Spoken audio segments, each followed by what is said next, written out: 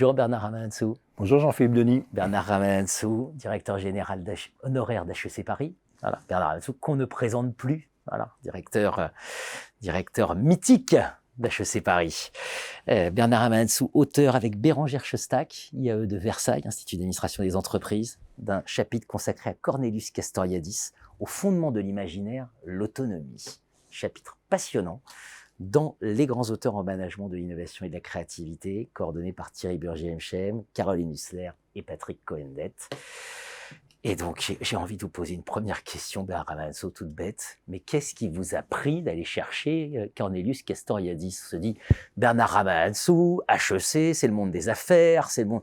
Que va-t-il chercher Cornelius Castoriadis, le penseur de l'imaginaire, de l'institution imaginaire de la société? Je plaisante, hein. Bien sûr, non. Je crois qu'on va dire que c'est un rebond.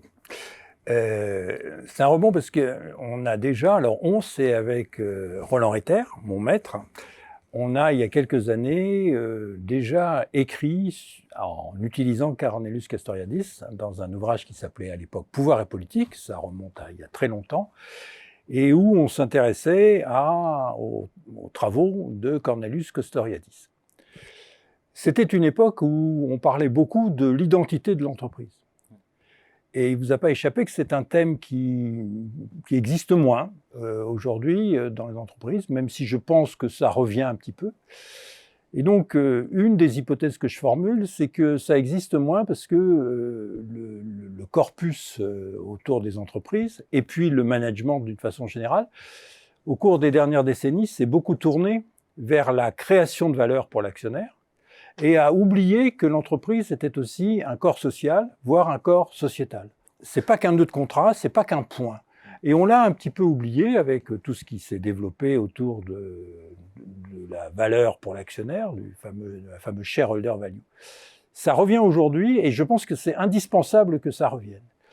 Et ça revient aujourd'hui, pour que ça revienne, il va falloir que les chefs d'entreprise, comme les collègues chercheurs, s'intéressent de plus en plus à cette épaisseur de cette entité qu'est l'entreprise.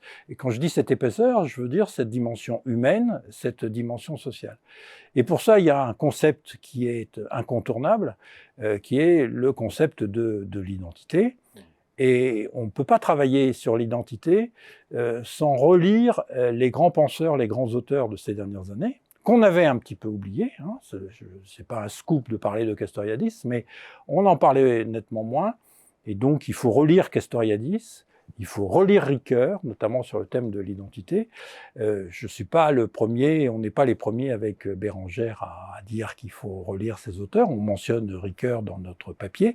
Et puis, il y a un grand collègue dans un autre domaine qui a déjà travaillé dessus, qui s'appelle Doss. Je crois que c'est des choses importantes, à la fois pour les chefs d'entreprise et à la fois pour les collègues chercheurs qui s'intéressent à l'entreprise dans son véritable vécu. On va creuser tout ça ensemble. Cornelius Castoriadis, au fondement de l'imaginaire, l'autonomie, l'urgence de relire et de méditer, de mettre au travail Castoriadis, Ricoeur, Foucault, and so on. Merci Bernard Ramanantsoa.